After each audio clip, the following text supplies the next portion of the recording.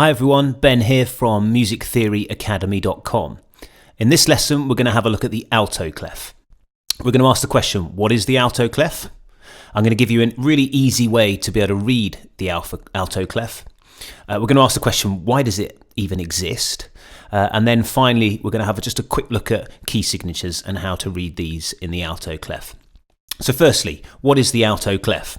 Well, this is the alto clef. You can see it's got a couple of little squirrely circle-like things, and then there's an indent in the middle on the middle line of the stave. And you'll see this positioned in exactly the same way as you would a treble clef or a bass clef at the beginning of the stave. Now, the crucial thing to remember about the alto clef is that middle C is on the middle line of the stave.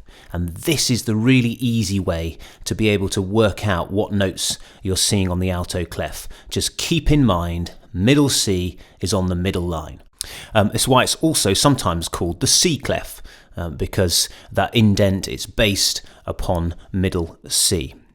So if we have a look at the alto clef notes there, you can see that we've got that bottom line is an F, and it's the F below middle C, and it goes up G, A, B, middle C, D, E, F, G.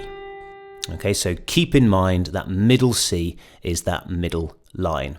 So why does the alto clef even exist? Isn't it just making life harder for ourselves? Well, you can blame the alto singers for this.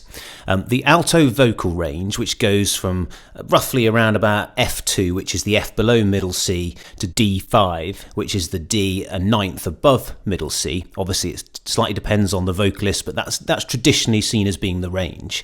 This range doesn't fit neatly into either the treble or bass clef. Let me show you. So here we've got the bottom range of the alto part. So we've got this F down here, G, A, B and C. Now you can see if we write this in treble clef, there's loads of ledger lines, and so it becomes really, really difficult for someone to read. Whereas if we put it in the alto clef, those same notes all fit very nicely on to one staff. It's the same with the bass clef, because you might say, well, actually that F works really nicely down in the bass clef, but it doesn't take long to climb the scale. As soon as you get to C, D, E, again, you've got lots of ledger lines. So it doesn't work in the bass clef, whereas again, put them onto the alto clef and it works very nicely.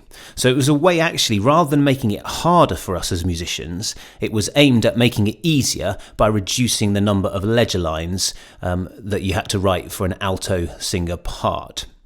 Altos are not the only people who use alto clef. It's sometimes called the viola clef, because it's, again, the range of the viola fits nicely into the alto clef rather than into the treble or the bass clef. You'll also find that an instrument called the alto trombone is also written in the alto clef. The final thing I just want to bring to your attention is key signatures. Now, how do we read key signatures in alto clef? Well, very similar to how we would in any other clef, because the order of sharps and flats are exactly the same. So let's have a look at an example. Let's have a look at E major. Now we know that E major has 4 sharps: F sharp, C sharp, G sharp and D sharp. And here's how the key signature is written in the treble clef.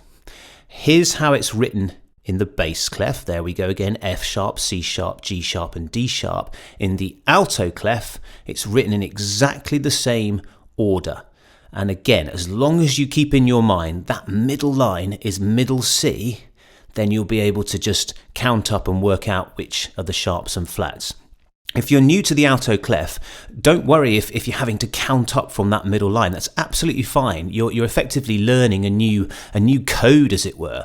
If you've learnt treble clef and bass clef, and you're now just starting to use alto clef, the more that you use it and the more that you think about it, the easier it will become. And so if you come across it in a music exam, or you're reading an orchestral score or something like that, when you first start to read it, you will need to count up, and that's why it's so important to keep in mind middle C is what the clef is built on. It's on that middle line, and you can count up and down from there.